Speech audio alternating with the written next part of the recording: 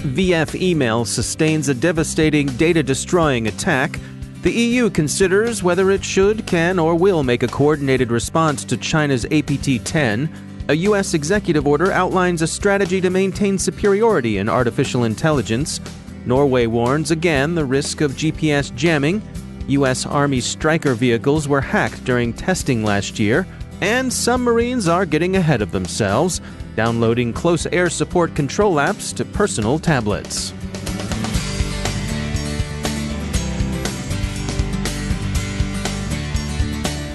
It's time to take a moment to tell you about our sponsor, Recorded Future. You've probably heard of Recorded Future, the real-time threat intelligence company. Their patented technology continuously analyzes the entire web to give InfoSec analysts unmatched insight into emerging threats. We subscribe to and read their Cyber Daily. They do some of the heavy lifting in collection and analysis that frees you to make the best informed decisions possible for your organization. Sign up for the Cyber Daily email, and every day you'll receive the top results for trending technical indicators that are crossing the web, cyber news, targeted industries, threat actors, exploited vulnerabilities, malware, suspicious IP addresses, and much more. Subscribe today and stay ahead of cyber attacks. Go to recordedfuture.com/cyberwire to subscribe for free threat intelligence updates from Recorded Future. It's timely, it's solid, and the price is right. And we thank Recorded Future for sponsoring our show. The CyberWire podcast is made possible in part by RSA Conference, taking place March 4th through the 8th at the Moscone Center in San Francisco. The CyberWire is a proud media sponsor of RSA Conference, where the world talks security. Learn more and register today at rsaconference.com/cyberwire19. From the CyberWire studios at Data Tribe, I'm Dave Bittner with your CyberWire summary for Tuesday, February 12th, 2019. Secure email provider VF Email sustained an attack yesterday afternoon that wiped its U.S. infrastructure. Someone attacked and reformatted its servers so as to make the data they held unrecoverable. It's potentially a business killer. There's a good chance the company will cease operations. The company tweeted, quote, "Every VM is lost, every file server is lost, every backup is lost," end quote. They're working on the one file server they caught in mid-formatting, hoping to be able to recover something from that one, but this seems a best-case scenario. That server was in the Netherlands, and the company does appear to have been able to retrieve some backed-up data in that country, but as far as it can tell, its U.S. customers' data are gone for good. The company has been, as far as anyone can tell, commendably open, prompt, and transparent with its disclosures. Others might learn something if they look at VF Email's public response to the incident. They might also see the attack and its effects as a cautionary tale about the importance of secure offline backup, routinely checked and regularly exercised. Milwaukee-based VF Email has been around since 2001, offering a service that scans email for potentially malicious content. It has offered both a paid and a free service, and its free service has been used by a number of not-for-profits, smaller charities, local churches, and the like, and these will be particularly affected. If you're acquainted with any of those users, this would be a good time to check in with them and offer whatever IT or security advice and help you might be able to give. The attacker's identity is so far unknown. VF Email says a Bulgarian IP address turned up in the traffic it caught during the one server reformatting it caught in progress, but that in itself means little. The attacker's motive is as unknown as the attackers themselves. VF Email, like other email services, has been hit by extortion attempts in the past, weathering DDoS extortion in 2015, 2017, and 2018, but this doesn't seem to be one of them. There was no ransom demand of the sort one would expect in a straightforward criminal attack, nor were there any of the statements, manifestos, or communiques one would expect from hacktivists. It's difficult to imagine a plausible reason for a state espionage service to have conducted the attack. But based on what's known so far, the motive may be simple malice or just the lulls, which usually amounts effectively to the same thing. We've been following the curious case of American security professional Paul Whelan, who claims he was visiting Russia to attend a wedding, and was handed a flash drive that the Russians say was full of classified information, after which they promptly arrested him.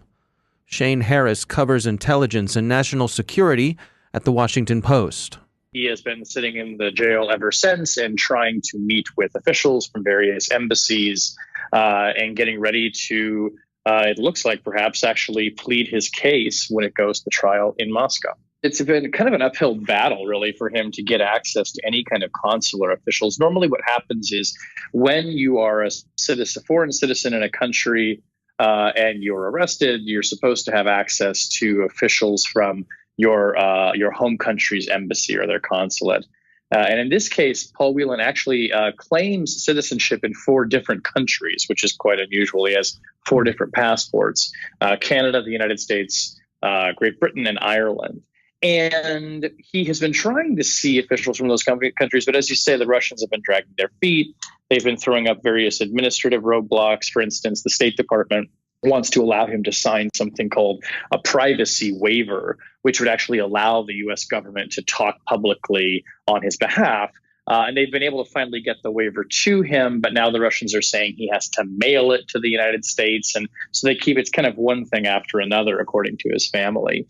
And all this time, we should add, as he's going through these various diplomatic maneuvers to try and get someone to represent him, he has a Russian lawyer, but the government in Russia has not detailed any of the precise evidence in the case. So he hasn't seen anything like a criminal information or an indictment, which you would see normally, for example, in a United States court.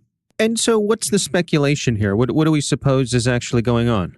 Well, it's pretty much nothing but speculation at this point.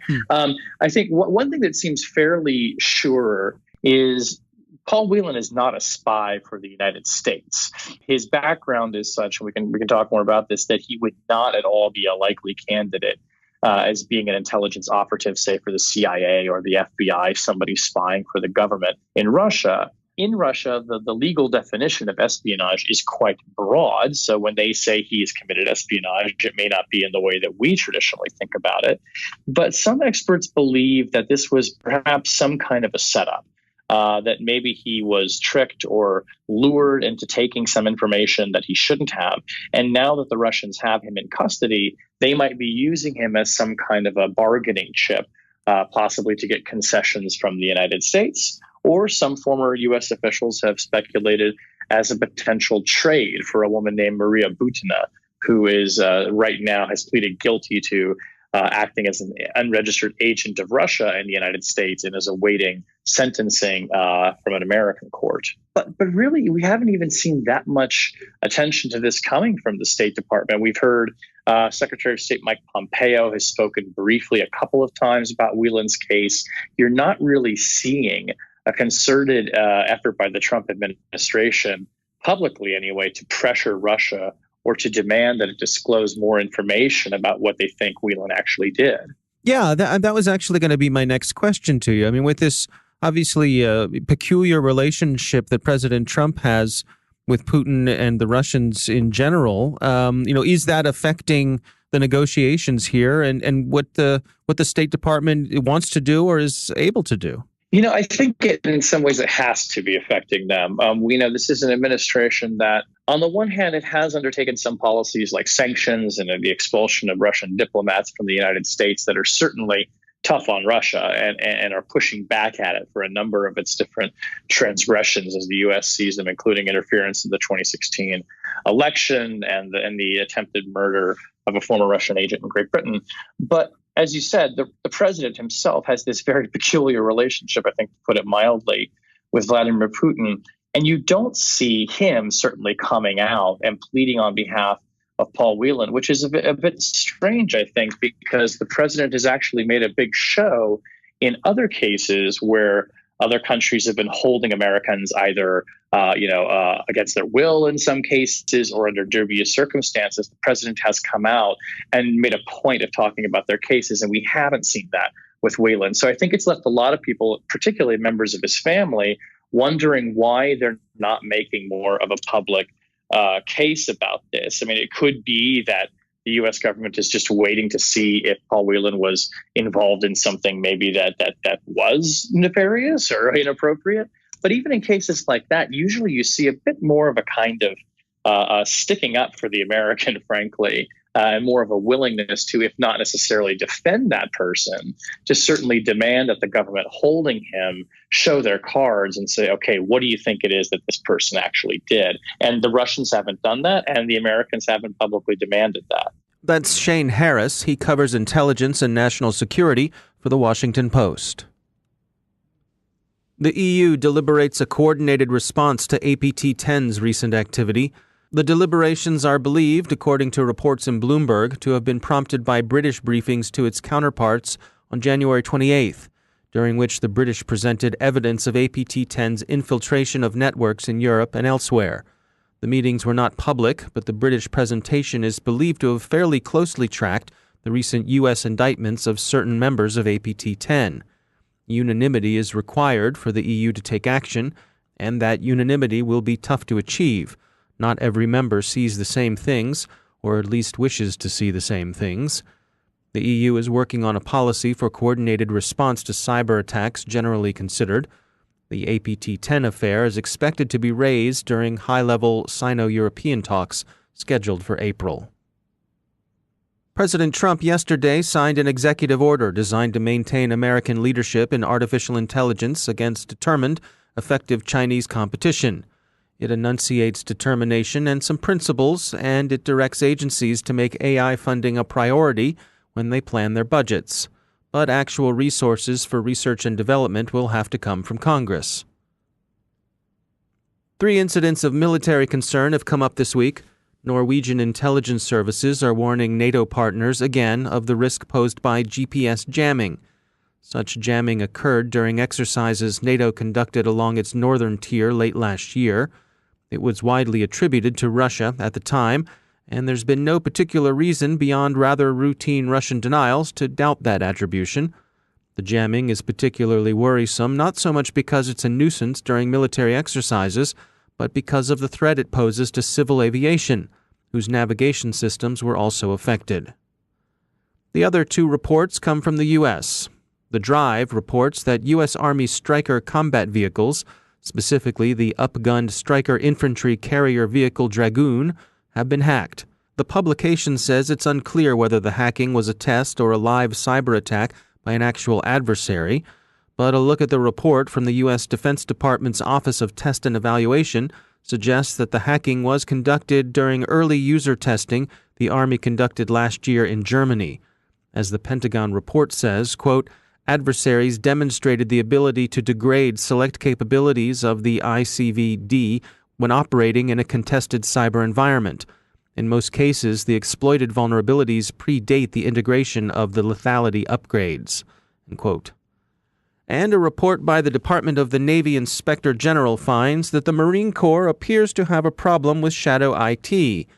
It's the sort of issue that surfaces wherever clever and motivated people in an organization look for easier ways of doing their job. In this case, the job is coordination of close air support, something the Marines would like to push down to platoon level, moving away from the centralized system exemplified by, for example, Anglico teams. According to the IG, Marines have been downloading 2 apps, Killswitch and APAS, onto their personal devices. Killswitch and APAS were both designed by the Naval Air Warfare Center Weapons Division. There's authority to operate them, and the Marines have been using them for their intended purpose. The problem is the personal devices. They should only be used in the arguably more secure service-issued tablets, not the ones they might have bought for themselves at a Black Friday doorbuster sale from, say, Best Buy in Jacksonville or Oceanside. The concern is that the personal devices might be hackable, as the Russians are said to have hacked Ukrainian fire direction app Hoper D30 a couple years ago. So, a friendly reminder, use the proper tool for the proper job, Terminal Lance. Now a moment to tell you about our sponsor, Observe It. The greatest threat to businesses today isn't the outsider trying to get in. It's the people you trust, the ones who already have the keys. Your employees, contractors, and privileged users. In fact, a whopping 60% of online attacks today are carried out by insiders. Can you afford to ignore this real and growing threat? With Observe It, you don't have to. See, most security tools only analyze computer, network, or system data.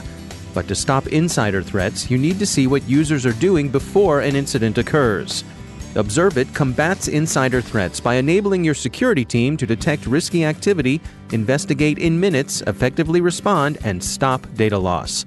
Want to see it in action for yourself? Try Observit for free. No installation required. Go to observit.com/cyberwire. That's observit.com/cyberwire. And we thank Observit for sponsoring our show.